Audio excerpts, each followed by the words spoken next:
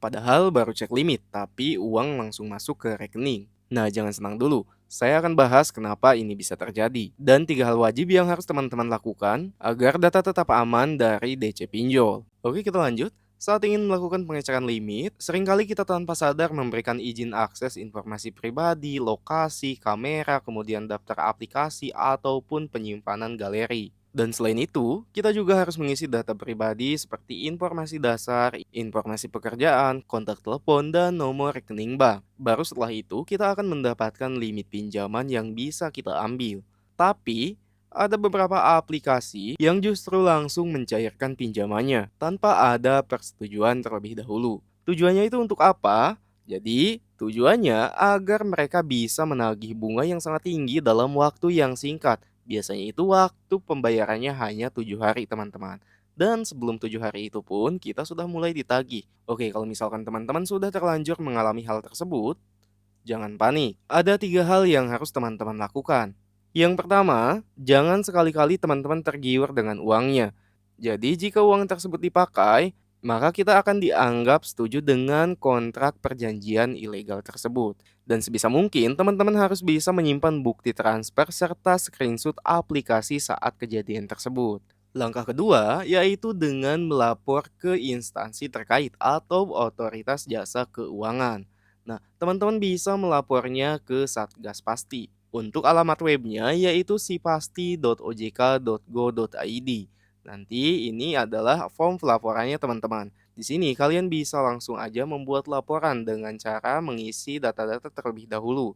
Yaitu yang pertama, identitas pelapor yang meliputi nama pelapor, jenis kelamin, nomor telepon, email pelapor, rentan usia, pekerjaan, penghasilan bulanan, pendidikan terakhir, dan alamat. Oke, setelah identitas pelapor terisi, maka teman-teman harus mengisi juga informasi entitas. Nah, informasi entitas ini adalah informasi aplikasi yang memang akan teman-teman laporkan. Nah, teman-teman bisa memilih dulu jenis kegiatannya.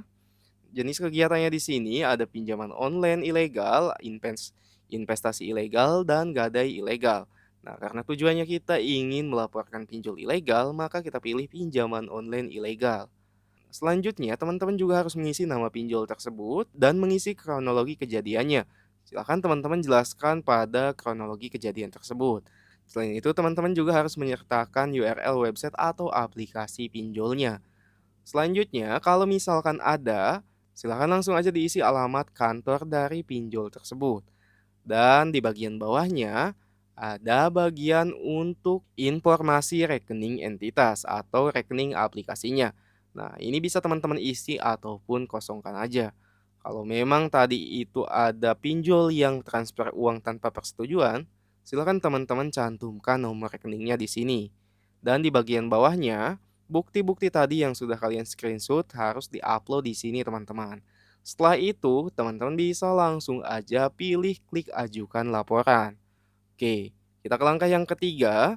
Langkah ketiga yang harus teman-teman lakukan adalah mengamankan kontak dan sosial media. Kenapa hal itu penting dilakukan? Karena itu tadi, pihak aplikasinya sudah terlanjur kita berikan izin akses ke berbagai informasi penting yang ada di handphone. Dan tidak main-main, biasanya untuk pinjol ilegal itu ancamannya akan melakukan penyebaran data, baik itu melalui WA ataupun sosial media lainnya. Maka sebelum hal itu terjadi, sebisa mungkin teman-teman harus bisa membuat pengumuman ataupun status di media sosial ataupun WA jika ada yang menagih atas nama kita itu adalah penipuan atau ilegal. Nah, maka dengan hal itu, teman-teman tidak perlu khawatir lagi akan dilakukan penyebaran data. Nah, jadi perlu diingat jangan sembarangan cek limit, apalagi kalau misalkan kita belum tahu legalitasnya. Khawatirnya aplikasi yang kita gunakan itu adalah pinjol ilegal.